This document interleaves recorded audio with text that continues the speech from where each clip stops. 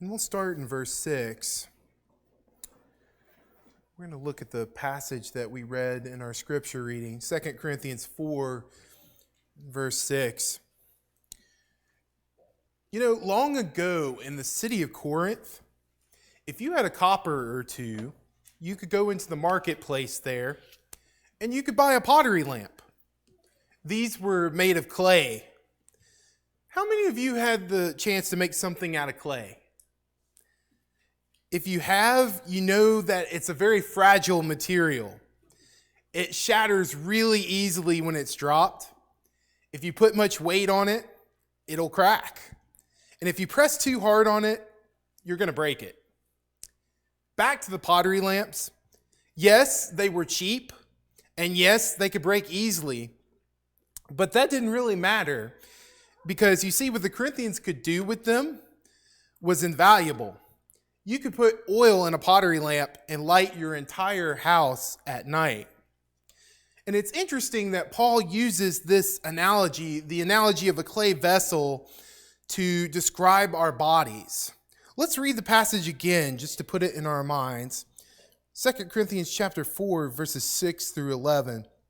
For God, who said, "Let light shine out of darkness," is the one who shined in our hearts to give us the light of the glorious knowledge of God in the face of Christ.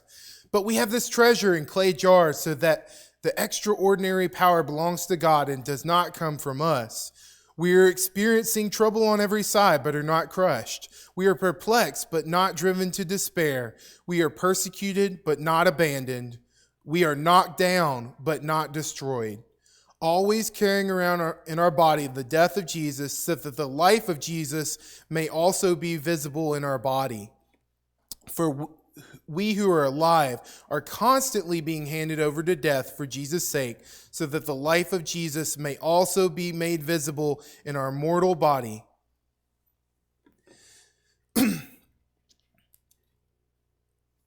What's more is that God decided to put a treasure in us, in these fragile jars of clay in our mortal bodies. And verse 6 tells us that this treasure is the knowledge of the glory of God. And it begs the question, why would God take something so valuable and put it in such a breakable holder? And I think the answer is for the same reason that the Corinthians put oil in their clay vessels, to show the light, to show the power of that light. There are forces out there trying to extinguish this light. Verses 8 through 10 present the imagery that goes perfectly along with our illustration. You can imagine if you took a clay vessel, a clay lamp, and if you put a massive weight on top of it, it would just crush it. Or you can see a pot being knocked to the ground and shattering into a million pieces in your mind. But notice here that that's not the fate of these clay vessels that God is taking care of. Paul stated that though the pressure was on, God had not abandoned them.